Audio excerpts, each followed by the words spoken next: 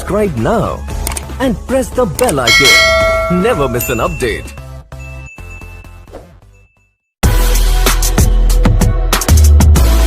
अस्सलामु अलैकुम वरहमतुल्लाहि वबरकातुहू। आज पूरा सलाम करा।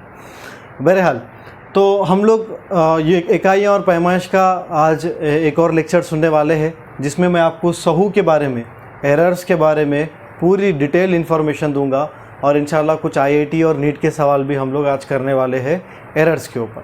सर आप पहले जो इससे पहले जो क्लास हुई थी उसके अंदर भी एरर्स के बारे में बोले, मैं बोला उसके अंदर भी, मगर वो हल्का सा तारुफ था। सिस्टमेटिक एरर्स क्या रहते, रैंडम एरर्स क्या रहते, मतलब बानिज़ाम सहू, बेकायदा या बेतरतीब सहू क्या रहते बताया था मैं आपको, ठीक है। वो पूरे थियोरेटिकल एरर्स थे, ठीक है, वो खाली बोलने के बात ना थे, ये करने के काम आए यहाँ पर। ये हम लोग आज इसलिए सहू को, एरर को इसलिए कैलकुलेट कर रहे, आप जब भी एक्सपेरिमेंट परफॉर्म करोगे तो बहुत ज़्यादा चांसेस है कि आपके साथ कुछ गलती हो जाए, आपको पैमाइश की जो कदर है वो शायद कुछ ऊपर नीचे हो जाती। तो क्या करना है सर, एक्सपेरिमेंट सही करना है क्या? हाँ, एक्सपेरिमेंट सही करो, वो तो ठीक है, मगर ना अगर आप अपनी गलती को ढंग से मालूम कर लो ना खान साहब, अगर आप अपनी गलती को ढंग से मालूम कर लो तो आप खदर के बारे में, जो असल खदर है उसके बारे में अच्छा अंदाज़ा लगा सकते हैं। समझ में आ रहा क्या? ठीक है। तो इसीलिए हम लोग क्या करने वाले हैं, सहू के बारे में डिटेल में पढ़ने वाले हैं, ठीक है। तो सहू को मैथमेटिकली, ठीक है, हिसाबी एतबार से कुछ हिस्सों में तकसीम करे सो है। उसमें से अपन पहला सहू देखने वाले हैं बच्चों, फर्स्ट वन, उसको बोलते अपन लोग मतलक सहू बोल के, ठीक है, मतलक सहू। इंग्लिश में इसको बोलते अपन एब्सोल्यूट एरर। क्या बोलते हैं इसको अपन लोग? एब्सोल्यूट एरर, ठीक है, अच्छी बात है, एब्सोल्यूट एरर। तो मतलक सहू या एब्सोल्यूट एरर का मतलब क्या है वो ज़रा सुनिए, ठीक है। जितने भी इंपॉर्टेंट बातें हो सकते वो पूरे बोलने वाला हूँ।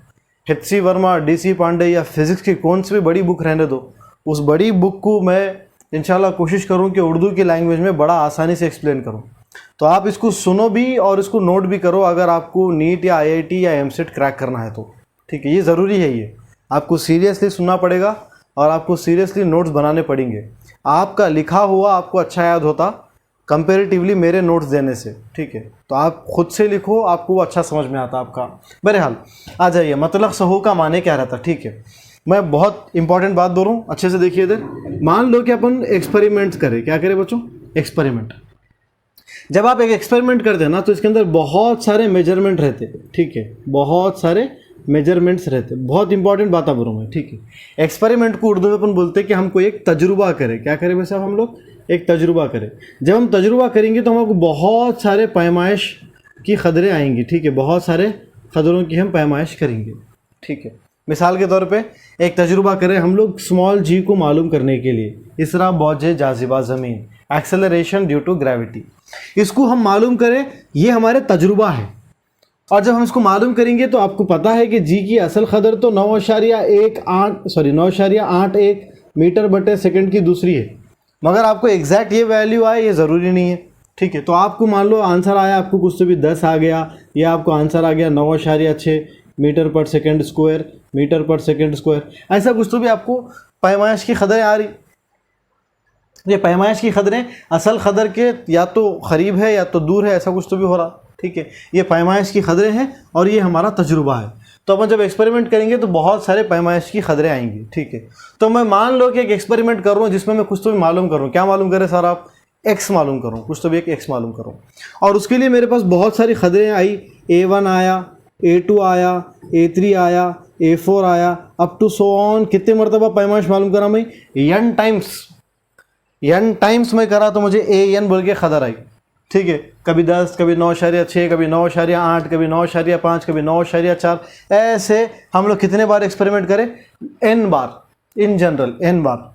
अच्छी बात है सर, ये तो समझ में आ गया हमारे पैमाइश की खदरें हैं बराबर। मतलक सहू बोलते बच्चों, मतलक सहू बोलते हम लोग। किसको बोलते सर मतलक सहू? जो उसकी असल खदर है। क्या है? असल खदर है। असल खदर में से माइनस कर देना जो हमको पैमाइश के ज़रिए आइसो खदर है उसको। सर नहीं समझ में आया? बड़ा सिंपल है। मान लो आप एक्सपेरिमेंट करें, आपको 10 आ गया, मगर आना कितना चाहिए था? 9.8 आना चाहिए था। तो 10 में से 9.8 निकालो, कितना हो गया? 0.2। तो 0.2 क्या है? मतलक सहू, एब्सोल्यूट एरर।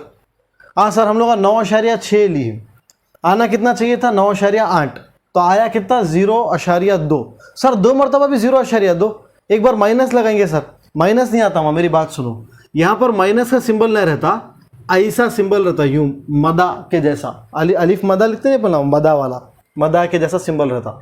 सर इसका मतलब क्या है, ये मदा का मतलब ये है कि जो बड़ा है उसको लिखो आप, यानी कि मतलब सहू मालूम करने के लिए आप असल खदर में से पैमाइश की खदर माइनस कर सकते, या अगर पैमाइश की खदर आपको ज़्यादा दिख रही है, जैसे यहाँ पर 10 ज़्यादा है असल खदर से, तो आप एक काम करो, पहले यहाँ पर पैमाइश की खदर लिख लो।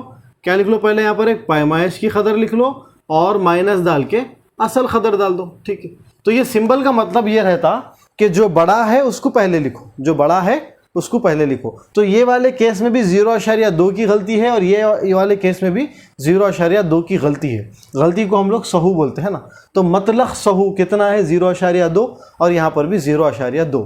और बड़ी इंपॉर्टेंट बात बोलना चाह रहा हूँ मैं, एरर या सहू कभी भी माइनस में नहीं रहती, कभी भी माइनस में नहीं रहती, हमेशा प्लस में रहती। इसीलिए इसको अपन लोग प्लस में आना बोल के ये सिंबल का सहारा ले रहे, इस अलामत का सहारा ले रहे। अगर आप पहली मर्तबा भी देख रहे तो कोई टेंशन की बात नहीं है, खाली सीख लो उसको, ठीक है। इधर आइए, तो सर कितना आसान टॉपिक है, क्या वो आसान क्या है अम्मा, मतलब सहू मालूम करना है तो असल खदर में से पैमाइश की खदर निकाल देना सर, आ जाता मतलब सहू। बिल्कुल सही बात है, थम्स अप। हमारी प्रॉब्लम है, क्या प्रॉब्लम है, प्रॉब्लम ये है कि अगर तुमको असल खदर मालूम ही नहीं है तो, हाँ अब ये जी की खदर मालूम है 9.8 बोल के, हम जो अक्सर तजुर्बे करते वो इसीलिए करते क्योंकि हमको खदर नहीं मालूम रहती, और हम तजुर्बे के ज़रिए वो खदर मालूम करने की कोशिश करते, है ना। तो अगर अपने को असल खदर ही नहीं मालूम तो अपन मतलब सहू कैसा मालूम करेंगे, अरे बाप रे, आप कैसा करेंगे, असल खदर तो है ही नहीं, आप क्या करेंगे। तो अपन ऐसे वक्त में क्या करते मालूम, ऐसे वक्त में क्या करते अपन लोग, ये असल खदर की जगह पे, असल खदर की जगह पे अपन क्या करते मालूम बच्चों, अपन ये करते कि औसत खदर ले लेते। क्या लेते अपन लोग, औसत खदर, ठीक है। तो औसत खदर में से माइनस कर देते पैमाइश की हुई खदर। सर ये औसत खदर कहाँ से आती सर, औसत खदर कहाँ से आती, ये यहाँ से आ जाती। औसत निकालना मालूम आपको, कैसा निकालते हैं औसत, अगर अपने को ए का, ए क्योंकि ये 1 का मतलब क्या है, पहली पैमाइश, दूसरी पैमाइश, तीसरी पैमाइश, चौथी पैमाइश, इस तरह से जा रहे, ये n नंबर वाली पैमाइश। तो अगर अपने को इन तमाम का औसत निकालना है तो अपन यहाँ पर क्या नीचे क्या लिखेंगे, ए यम, यम बोल तो क्या बोलते हैं बच्चों इसको, मीन, क्या बोलते हैं इसको बोलना, मीन, मीन को उर्दू में अपन औसत बोलते हैं, ठीक है। तो अपन यहाँ पर क्या निकालना चाह रहे, मीन वैल्यू निकालना चाह रहे, औसत खदर निकालना चाह रहे। तो मीन वैल्यू कैसे मालूम करते हैं, बहुत सिंपल है, तमाम खदरों को जमा कर लो, A1 A2 up to so on, सबको जमा कर लो AN, और डिवाइड कर दो, कितने खदर आते उससे। सर नहीं समझ में आया, मैं समझाता हूँ। आप एक एक्सपेरिमेंट कर रहे, एक्सपेरिमेंट के दौरान आपको खदर आया कितने आए, 5 आया, 6 आया, 5 आया, 6 आया, 7 आया, ठीक है। तो अगर आपको इनकी औसत निकालना है तो आप क्या करोगे, इन सबको जमा कर दोगे, जमा करके खदर कितने थे उसको डिवाइड बटे उतने कर दोगे। जैसा यहाँ पर 5 और 6 11, 5 और 6 11, 11 11 कितना होगा बच्चों 22, 22 में 7 मिलाओगे तब कितना आएगा, 22 में 7 मिलाओगे तब कितना आएगा भाई साहब 29, है ना। 22 में 7 मिलाओगे तो 29, 29 बटा 5, है ना, 29 बटा 5 करना है अपने को। तो जब भी आप किसी को 5 से तकसीम करो तो आप क्या करना है, इसको डबल कर देना है, खदर को डबल कर देना, मतलब 9 दूनी 18, 18 का 1 हासिला, 18 का 8 हासिल का 1, और 2 दूनी 4 और 1 5, और 1 नंबर के बाद अशारिया लगा दो, मतलब कितना आने वाला है 5.8 आने वाला है। ये ट्रिका मैं सिखाता हूँ आपको डिवाइड करने के आगे कोई मैथ्स की क्लास में। तो 5.8 इन तमाम 5 खदरों का औसत है। तो औसत ऐसा निकालते, तमाम खदरों को लिख दे के बटा n कर देते अपन लोग का। अच्छी बात है सर। तो मीन वैल्यू आ गई, मीन वैल्यू आ गई। अब औसत खदर में से क्या कर देना, अपन पैमाइश की खदर निकाल देना। अगर अपन औसत खदर में से पैमाइश की खदर निकाले तो अपने को क्या आ जाता बच्चों, अपन जिसको मालूम कर रहे हैं वो आ जाता, यानी कि मतलब सहू आ जाता, अपने को मतलब सहू आ जाता। सर क्या हुआ, अगर मान लो यहाँ पर अपन मतलब सहू मालूम करना चाह रहे तो कितना आता, तो मतलब सहू हर पैमाइश का मतलब सहू अलग अलग रहता। जैसा इसका कितना आता, 5.8 में से 5 निकालो कितना आता बच्चों, कितना आता जी 0.8 आता, है ना। 6 में से 5.8 निकालो कितना आता, 0.2 आता। और यहाँ पर कितना आता बच्चों, यहाँ पर 5.8 बोल तो यहाँ पर आ जाएंगे अपने को 0.8 और यहाँ पर कितना आता अपने को 0.2 और 7 में से अगर आप 5.8 निकालोगे तो आपको कितना आएगा बच्चों 1.2 है ना, 1.2 आएगा शायद, बराबर 1.2 आएगा। तो ये पहली पैमाइश की मतलब सहू, ये दूसरी पैमाइश की, ये तीसरी पैमाइश की, चौथी पैमाइश की, ये पांचवी पैमाइश की, हर पैमाइश की मतलब सहू अलग अलग रहती। अच्छी बात है सर यहाँ पर क्या लगाए, माइनस लगाए? नहीं माइनस नहीं अम्मा, एक काम करो आप ये वाला सिंबल लगा लो, विच जो बड़ा है पहले उसको लिखो। जैसा यहाँ पर 7 हमारे औसत खदर से बड़ा था तो अपन पहले क्या लिखे, अपन पहले लिखे पैमाइश की खदर माइनस औसत खदर, है ना, पैमाइश की खदर माइनस औसत खदर। और यहाँ पर 5 छोटा था औसत खदर से तो अपन क्या करें, पहले औसत खदर लिखे बाद में पैमाइश की खदर लिखे। तो अपन वो इधर उधर कर सकते, इधर उधर क्यों करेंगे अपन लोग, क्योंकि हमको पता है कि सहू माइनस के साथ नहीं आना। तो बहरहाल ऐसे करके अपन क्या मालूम कर लेंगे, मीन वैल्यू या औसत खदर मालूम कर लेंगे। सर इसके बाद बच्चों अगर आपको पहली पैमाइश में मालूम करना है, क्या मालूम करना है, पहली पैमाइश में मतलब सहू मालूम करना है तो ज़रा इधर देखो, डेल का मतलब रहता चेंज, फ़र्क, है ना, फ़र्क कितना आया, गलती कितनी हुई, ठीक है, चेंज किसके अंदर, ए की पैमाइश के अंदर। अच्छा डेल्टा ए, और वही पैमाइश कौन सा नंबर की, पहली पैमाइश डेल्टा A1, तो मतलब सहू को इससे जाहिर करते हैं डेल्टा A1 डेल्टा A2।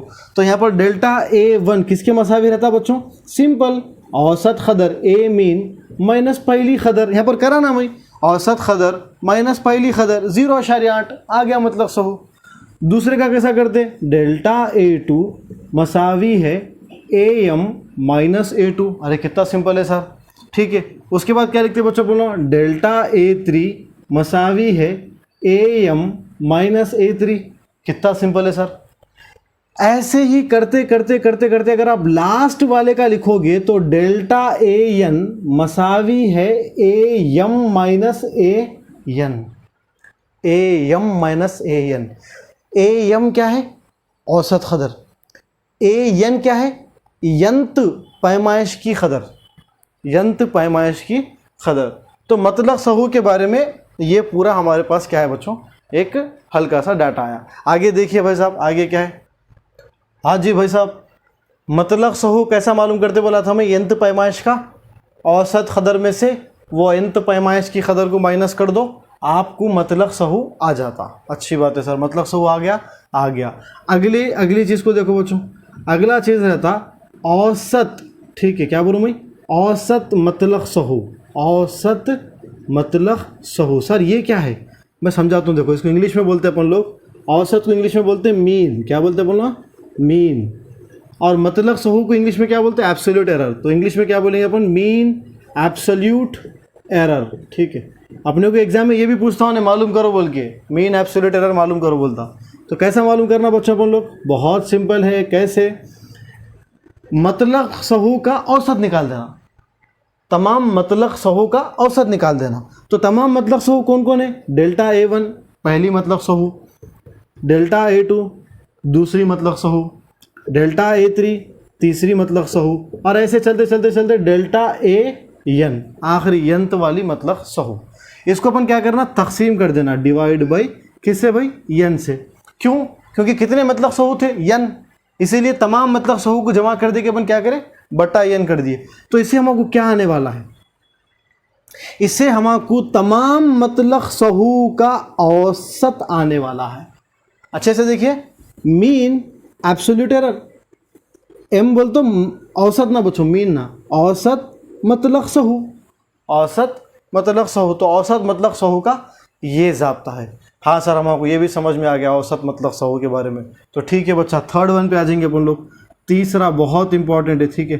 तीसरे को बोलते बच्चों अपन लोग निस्बती सहू, क्या बोलते, निस्बती सहू, ठीक है, निस्बती सहू। और इंग्लिश में इसको बोलते हैं, बहुत फेमस नाम है इसका इंग्लिश में, रिलेटिव एरर बोलते हैं इसको। क्या बोलते हैं बच्चों, बोलना रिलेटिव एरर, ठीक है। तो ये जो निस्बती सहू है या रिलेटिव एरर है, इसको क्या बोलते हैं, किससे जाहिर करेंगे अपना रिलेटिव एरर को, बड़ा सिंपल है, ER से जाहिर करेंगे। क्या बात करें सर, पहली मरतबा पार्टी चेंज कुछ भी नहीं है यार, ई से एरर, आर से रिलेटिव, रिलेटिव एरर बोले ऐसा होता चल कुछ भी नहीं, ठीक है। तो ये जाहिर करने के ऐसे सिंबल यूज़ कर रहे होता चल। और ये क्या रहती मालूम, ये निस्बत रहती है, निस्बत दिखा अच्छा, किसकी निस्बत, ये निस्बत रहती औसत मतलब सहू और औसत खदर की। इन्हें निस्बत रहती किसकी, औसत मतलब सहू और औसत खदर की। एक एक्सपेरिमेंट कर रहे हो, उसमें A1 A2 A3 A4 A5 AN values आए, उन तमाम वैल्यूज़ का पहले औसत निकालते, वो AM आ जाता औसत खदर, और उन तमाम वैल्यू का अपन क्या करते बच्चों, मतलब सहू और औसत मतलब सहू निकालते, फिर वो औसत मतलब सहू बटे औसत खदर अपन कर देते। इसी निस्बत को हम क्या बोलते, रिलेटिव एरर बोलते, ठीक है। इसको क्या बोलते बच्चों अपन लोग, रिलेटिव एरर बोलते। आखिरी 14 नंबर पे आ जाता बच्चों, यहाँ पर छोटा सा हल्का लिखा देता हूँ मैं, उसके बाद पूरा बोर्ड रब करके एक अच्छे से एग्जाम्पल के साथ एक्सप्लेन करता हूँ, ठीक है। तो आखिरी वाला है 14 नंबर पे, ठीक है। 14 नंबर पे है बच्चों फीसदी सहू, ठीक है, फीसदी सहू।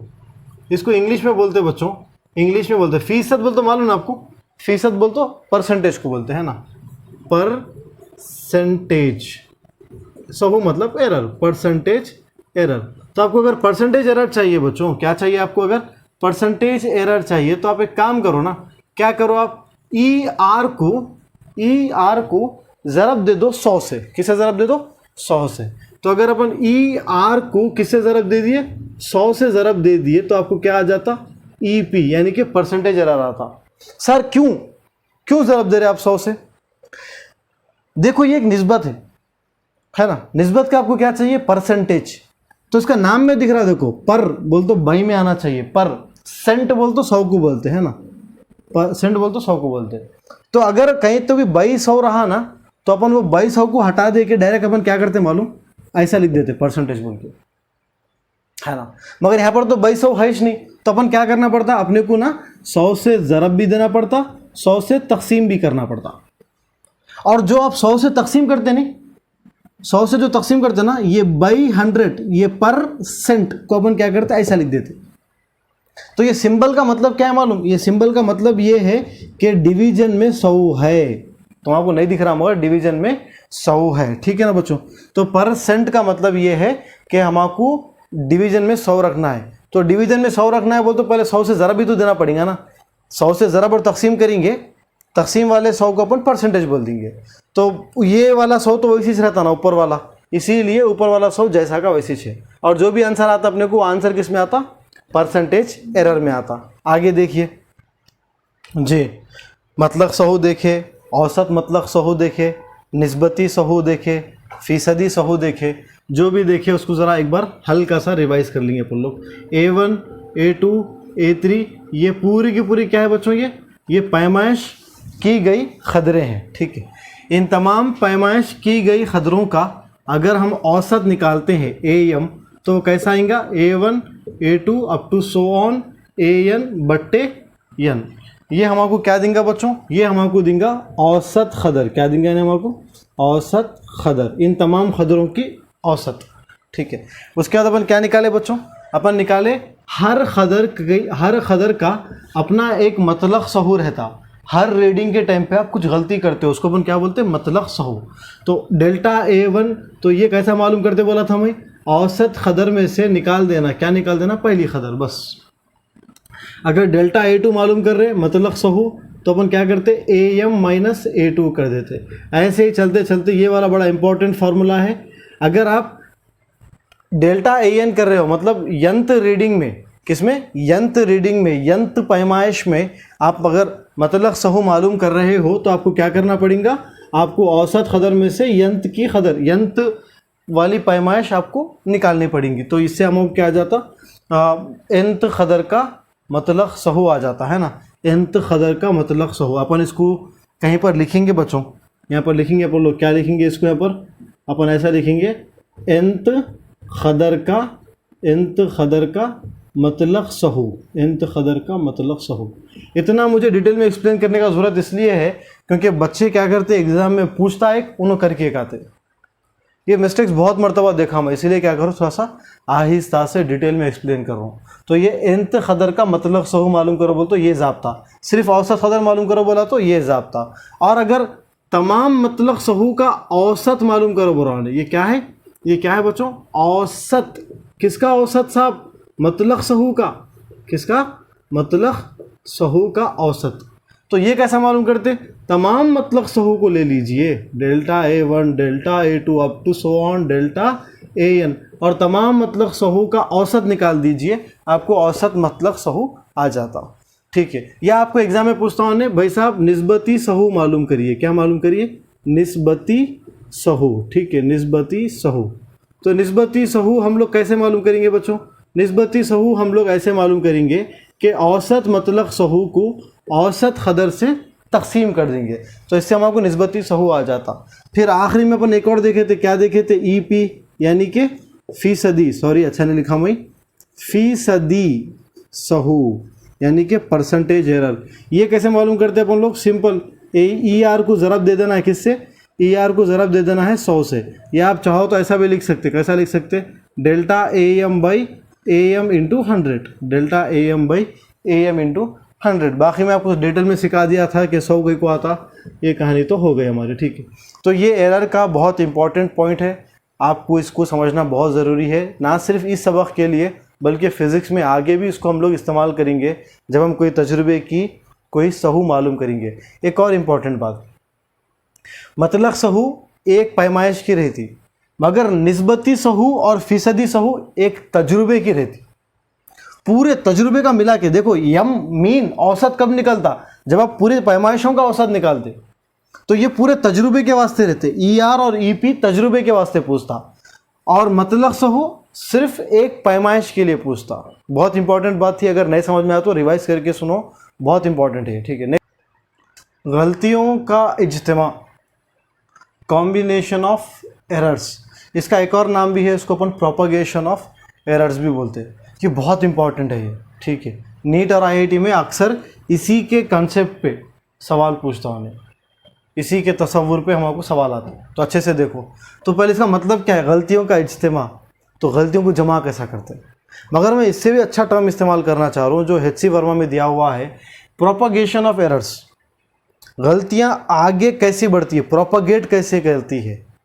आप एक तजुर्बे में गलती करें, फिर वो तजुर्बे की क़दर को आपको कहीं और इस्तेमाल करना था, आप फिर वो तजुर्बे में गलती करें, तो पहले ये तजुर्बे में गलती करे फिर वो तजुर्बे में गलती करे, ऐसा होने वाला है क्या, यहाँ पर 2 की गलती करे वहाँ पर भी 2 की गलती करे, दोनों फिटम नहीं, नहीं, क्या होने वाला है फिर वही। अगर हमको समझना है तो हमको 2 पार्ट्स में ये गलतियों के इज्तिमा को तकसीम करना है।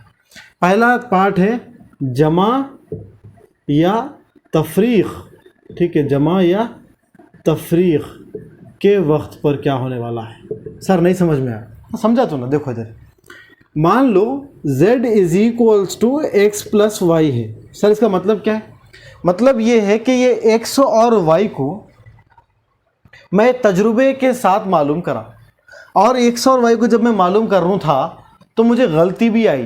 क्या गलती आई, मेरे पास गलती आई डेल्टा x की और डेल्टा y की। मतलब x को मालूम करते खुद में डेल्टा x की गलती हुई और y को मालूम करते खुद में डेल्टा y की गलती हुई। तो ये तो ठीक है, z कैसा आता, x और y को मिलाए तो z आता, x और y को मिलाए तो क्या आता, z आता। मान लो z एक ऐसी क़दर है, अगर वो चाहिए तो आपको x और y को दोनों को क्या करना पड़ता, मिलाना पड़ता। अच्छी बात है, अच्छी बात। तो जब x में भी गलती है y में भी गलती है मालूम करते वक्त, तो जो तुम z मालूम कर रहे हो उसमें भी गलती आएंगी। हाँ सर बिल्कुल गलती आएंगी, और वो गलती कितनी रहेंगी, आपका कॉमन सेंस देख के बोल रहा हूँ कि delta z will be equals to delta x plus delta y, delta x plus delta y। Sir नहीं समझ में आया, मिसाल से समझा तुम, एग्जाम्पल से समझा तो ना मैं। देखिए इधर मान लो कि एक क़दर थी भाई x की, कितनी थी मालूम, 2 जमा या माइनस 0.5। मतलब ये है कि x की क़दर 2 जमा 0.5 से लेके 2 माइनस 0.5, यानी कि x की क़दर 2.5 से लेके जमा कर दिए तो 2.5 आता ना, 2 में 0.5 मिले तो कितना आता, 2.5। 2.5 से लेके 2.52 से लेकर 1.5 यानी कि 2 माइनस 0.5 कितना आता वहाँ 2 माइनस 0.5 तो 1.5 आता। तो 1.5 से लेके 2.5 तक इसके बीच में x की कुछ तो भी कदर है। तो सर कदर क्या है नहीं मालूम भाई, गलती हो गई हमारे से। हम मालूम करते खुद में 0.5 की गलती हुई हमारे से। तो 0.5 ज़्यादा भी हो सकता, 0.5 कम भी हो सकता। अच्छा, y की कदर देखिए, y कितना है मालूम बाबू, y है 3 प्लस आर माइनस 0.2 यानी कि y की कदर 3.2 से लेके 2.8 से लेके 3.2 तक कुछ भी हो सकती। सर कितना कन्फ्यूजन है, कुछ भी कन्फ्यूजन नहीं है। आपको z मालूम करना है, क्या मालूम करना है आपको, z मालूम करना है। तो आप z कैसा मालूम करते, x और y को मिला देते। तो जब आप z मालूम करोगे तो पहले आप x की कदर कितनी है यहाँ पर 2, यहाँ पर कितनी है 3, 2 में 3 मिला दो कितना आता 5। वाह माशाल्लाह, आ गया। प्रॉब्लम क्या है, z की कदर में भी रेंज हो सकता, उसका भी अपना कुछ इलाका हो सकता। z की कदर एग्जैक्टली 5 नहीं है। एग्जैक्टली 5 क्यों नहीं है, क्योंकि x की कदर एग्जैक्टली 2 नहीं है, y की कदर एग्जैक्टली 3 नहीं है। तो फिर z की कदर में कितनी गैप हो सकती, कितना इलाका z की कदर घेरने वाली है, कितना रेंज घेरने वाली है। तो 0.5 में 0.2 को मिला दो, जैसा दिख रहा है यहाँ पर। डेल्टा z चाहिए तो डेल्टा x में डेल्टा y को मिला दो, यानी कितना आने वाला है 0.7। यानी कि z की कदर 4.3 से लेके, है ना, 5 में से 0.7 निकालोगे तो कितने बचेंगे 4.3। 4.3 से लेके 5.7 तक कुछ भी हो सकती।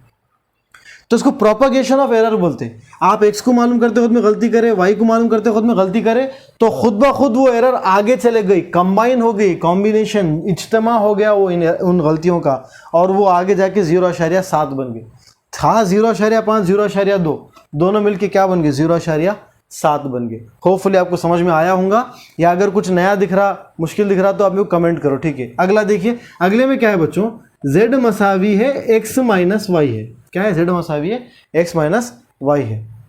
तो अगर आपको z चाहिए तो फॉर्मूले के हिसाब से x में से y को अपन क्या कर देना, निकाल देना। अच्छी बात है, ठीक है। तो अपन क्या करें, z जैसा यहाँ पर मिसाल दिया ना, वो मिसाल अपन लिख ले सकते, बिल्कुल लिख सकते अपन लोग। तो अगर आपको क्या चाहिए, z चाहिए, तो z कितना आता बच्चों, z आ जाएगा x में से y को निकाल देना अपन।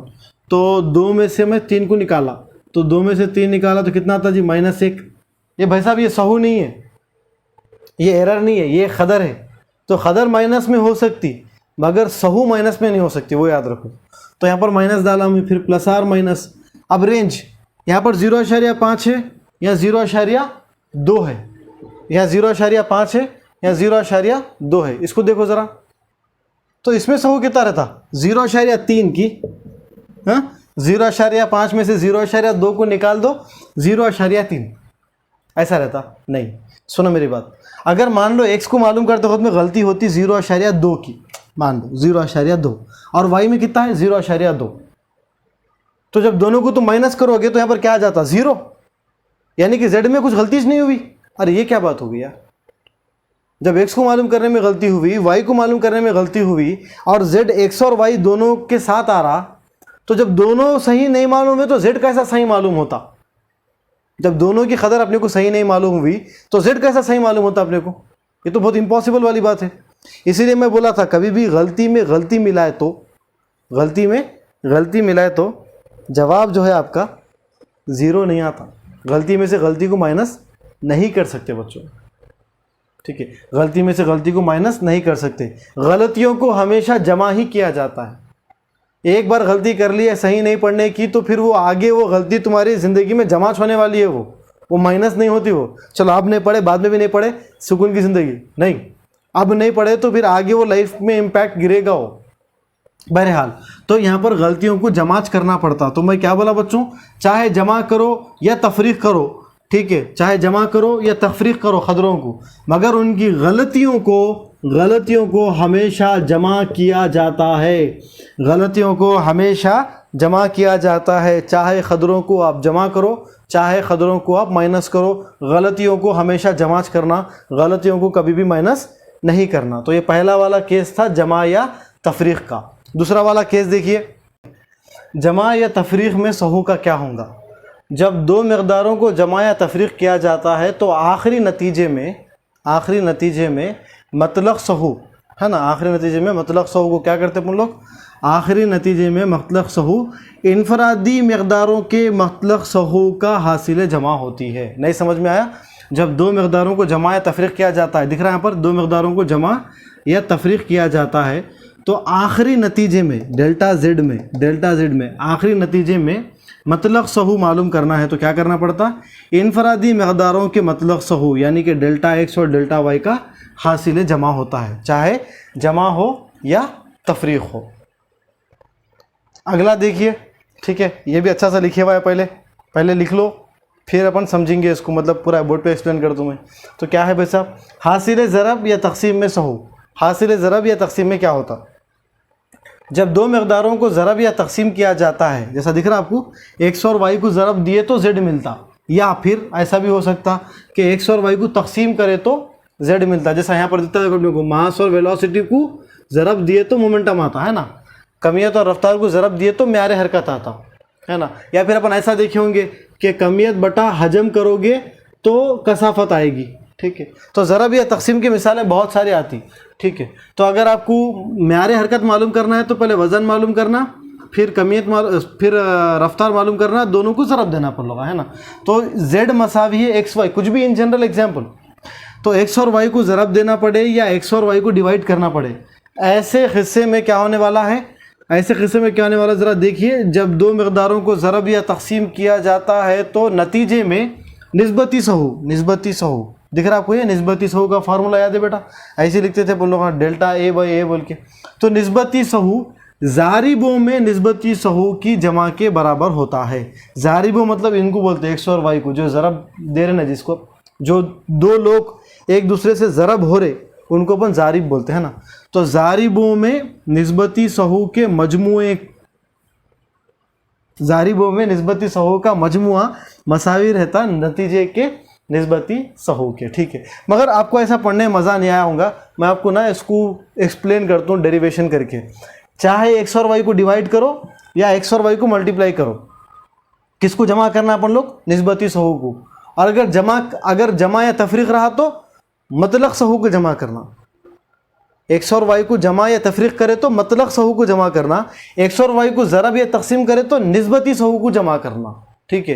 ये क्या बात बोला मैं, ज़रा अच्छा से सोचिए इसके ऊपर। हाँ, आगे देखिए भाई साहब, बच्चों आपको अगर इसका डेरिवेशन समझना है तो मैं आपको ये बताता हूँ कि मान लो कि खदर है कौन सा, तो भी ए plus or minus delta A, है ना। सर ए कहीं बोलिए सर, खाली कंफ्यूज कर रहे हैं आप, तो ठीक है एक्स ले लो यार, क्या प्रॉब्लम है, x plus or minus delta x, और एक खदर है कौन सी, y plus or minus delta y, मतलब अपन x को मालूम कर रहे कुछ गलती हुई, y को मालूम करे कुछ गलती हुई, ऐसा लिखिए। और अगर आपको z चाहिए बच्चों, आपको क्या चाहिए, z चाहिए, तो आपको क्या करना पड़ता, x और y को ज़रब करना पड़ता। तो यहाँ पर जो z आने वाला है, लाजिम बात है कि वो z के अंदर भी कुछ ना कुछ डेल्टा z रहेगा, क्योंकि x और y में गलती हुई तो z में भी होती है, अपन देखिए, अच्छी बात है सर। अब ज़रा ज़रब दे दो बच्चों, मतलब क्या बोलना चाह रहा हूँ मैं, z plus or minus delta z ऐसी रखो, इसको ज़रा ज़रब दो, x से y से ज़रब दो तो आ जाता है x इंटू वाई बराबर, और x को ज़रब दो किससे, डेल्टा y से, तो यहाँ पर बीच में क्या है, plus or minus x into delta y. हाँ सर समझ में आया। फिर एक मरतबा इसको इससे ज़रब दो तो यहाँ पर क्या आता है, plus or minus delta x into y. हाँ सर ये भी आ गया हमारे को। और फिर क्या आता है बच्चों, plus or minus delta x into delta y, तो क्या आ गया, delta x into delta y, ठीक है। अब क्या करो, दोनों जानिब क्या करो, दोनों जानिब x इंटू वाई से, x इंटू वाई, या फिर अपन इसको ये भी बोल सकते हैं ना, x इंटू वाई किसके मसावी है, z से, x इंटू वाई या z से तकसीम करने पर, दोनों जानिब तकसीम करने पर। तो अपन क्या कर रहे हैं बच्चों, यहाँ पर अपन क्या कर रहे हैं, z प्लस आर माइनस, सुन रहे क्या आप लोग, z plus or minus delta z by z कर रहे हैं अपन, तकसीम कर रहे हैं z से, है ना। और यहाँ पर अपन क्या लिख रहे हैं अपन लोग, x y plus or minus x del y plus or minus y del x, है ना। फिर क्या आ रहा, प्लस आर माइनस, अच्छा मैं इसको हटा देना चाह रहा हूँ, क्यों हटाना चाह रहे सर, आपको पता है गलती कितनी रहती, बहुत छोटी। जैसे मैं एग्जाम्पल दिया था, देखो 5 लिख के बाजू क्या लिखा था मैं, 0.2 या 0.5 कुछ लिखा होगा मैं, तो 5 के मुकाबले में 0.2 देखे तो कितना है, बहुत छोटा है। अब जब x में गलती बहुत छोटी है और y में भी गलती बहुत छोटी है, मतलब ऐसा बोलना चाह रहा हूँ एक के अंदर गलती 0.2 है तो बाजू वाले के अंदर गलती रहती 0.3, और जब दोनों को तुम ज़रब दोगे तो कितना आएगा भाई साहब, कितना आ जाएगा 0.06, वो तो और छोटा हो जाता। और बाजू के खतरा कैसे बड़े बड़े x इंटू वाई, तो अगर मान लो x 5 है y 3 है तो 5 या 15, यहाँ 15 है वहाँ पर 0.06 है। कुछ तो भी मुकाबला है क्या? कुछ मुकाबला नहीं है। तो अपन इसको क्या कर सकते हैं, इसको अपन करीब ज़ीरो मान सकते, करीब ज़ीरो अपन निकाल सकते, इसको इग्नोर कर सकते, अपना नज़रअंदाज कर सकते। क्यों नज़रअंदाज कर रहे? क्योंकि ये ज़रब बहुत छोटा आने वाला है इसलिए। अच्छा ये आ गया हम आपको सर, अच्छा सर आप तकसीम नहीं करें? हाँ कर रहा हूँ मैं। तकसीम किससे करना है अपने को? एक्स वाई से करना है। कर दिए? हाँ कर दिया, वेरी गुड। अब इसके आगे देखो, इसके आगे ये होने वाला है कि z बटा z क्या हो जाता? 1। ठीक है, अच्छी बात है सर। तो यहाँ पर क्या आ रहा? 1 प्लस आर माइनस, यहाँ पर क्या बच गया बच्चों? Delta z by z. हाँ sir, delta z by z बच गया सर, मसावी है। एक्स वाई कट जाता। अच्छा ये मालूम ना, न्यूमरेटर को सेपरेट कर सकते अपन, ये एक्स वाई इसके साथ भी लिख सकते, इसके साथ भी लिख सकते, इसके साथ भी लिख सकते। न्यूमरेटर को, नसब नुमा को नहीं शुमार कुनिंदे को हम लोग क्या कर सकते? अलग कर सकते। शुमार कुनिंदा ऊपर वाले को बोलते ना, तो ऊपर वाले को अपन क्या कर सकते? अलग कर सकते अपन लोग। तो अलग करें तो एक्स वाई कट हो गया, तो क्या बच गया बच्चों? 1 बच गया। फिर प्लस आर माइनस, यहाँ पर देखो एक्स कट हो जाता, बच जाता क्या? डेल्टा वाई बाई वाई बच जाता। क्या बच जाता? डेल्टा वाई बाई वाई बच जाता। और यहाँ पर वाई कट हो जाता और एक्स और डेल्टा एक्स बच जाता। यानी कि क्या क्या बचने वाला है? Plus or minus delta x by x बचने वाला है। ठीक है बच्चों, ये वन हम कैंसिल कर सकते हैं, यानी कि वो 1 को उधर भिजाओ या इसको उधर लेके आओ, कोई फ़र्क नहीं पड़ता। अब ये जो सिंबल्स है, कोई एक सिंबल में लिख लो अपन लोग, चलता है ऐसा। तो डेल्टा z बाई जेड मसावी आ गया कितना? पहले इसको लिख सकते, कोई दिक्कत नहीं है। Delta x by x plus delta y by y. ठीक है, सारा माइनस लेते, तुम्हारी बात को गलत साबित करते। तो अगर इधर माइनस लिए तो इधर भी माइनस लेना पड़ता, इधर भी माइनस लेना पड़ता। तो यहाँ भी माइनस है, यहाँ भी माइनस है, माइनस को कॉमन निकालो, फिर यहाँ का माइनस कैंसिल हो जाता, फिर जहाँ थे हम लोग वहीं आ जाते। ठीक है, तो साबित हो गया ये कि जब कोई दो खदरों को ज़रब देते हैं तो उनकी निस्बती सहू को हम क्या कर सकते? जमा कर सकते। सर तकसीम के वास्ते करके बताओ। अरे वो करके बताया तो फिर पूरा टाइम इसमें चले आता। ठीक है, बहुत लंबा वीडियो बन गया हमारा, करीब 30 मिनट से ज़्यादा हो गया। तो बहरहाल जब कोई दो खदरों को ज़रब देते या तकसीम करते, वो टाइम पे हम किसको जमा करेंगे? निस्बती सहू को। और जब दो खदरों को जमा या तफरीक करके हम जेड निकालते, वो टाइम पे हम किसको जमा करेंगे? मतलक सहू को। दिमाग में बिठाओ बात ये। अगर आपको इतना समझ में आ गया तो कॉन्ग्रेचुलेशंस, आप लोग जो है नीट और आईआईटी के सवाल करने के काबिल हो गए। और इस बात का सबूत मैं आप लोगों को कुछ क्वेश्चन करके बताता हूँ। ठीक है, अगर किसी को डाउट है तो बहुत इंपॉर्टेंट है ये कि आप कमेंट करिए, मैं रिप्लाई करता हूँ। आप कमेंट करोगे माशाल्लाह सुभान अल्लाह, उसका रिप्लाई क्या करूँ मैं? आप लोग कमेंट करोगे कि सर इसमें कुछ डाउट है, आप बताओ, बोल तो बिल्कुल बताएंगे। मैं माशाल्लाह सुभान अल्लाह सुनने के लिए थोड़ी ना वीडियोज़ बना रहा हूँ। मैं चाह रहा हूँ कि आप लोग अपनी ज़िंदगी में काबिल बनो, उसके लिए मैं जो रोल अदा कर सकता हूँ वो कर रहा हूँ। ये वीडियो सिर्फ मैं अकेला नहीं बना रहा हूँ, मेरे साथ बहुत लंबी टीम लगी हुई है। ठीक है, कभी इंशाल्लाह उसके बारे में जिक्र होगा। ठीक है, तो वो सब लोग चाह रहे हैं कि आप लोग सवाल पूछो। माशाल्लाह सुभान अल्लाह के लिए नहीं बैठे हम लोग। ठीक है, बोलो, वो भी बोलो, अल्लाह का फजल है अल्हम्दुलिल्लाह। मगर डाउट्स है तो उसको मत दबाओ प्लीज़। कितना भी सिली डाउट क्यों नहीं होता, हमारे सर बोलते थे, your silly doubts will clear your concepts. आपके बचकाने सवालिच आपके तसव्वुर को मजबूत बना सकते, आपकी सोच को मजबूत बना सकते। तो कोई भी सवाल बचकाना नहीं रहता, आप बिल्कुल कमेंट करो। ठीक है, उसका रिप्लाई हम करेंगे इंशाल्लाह।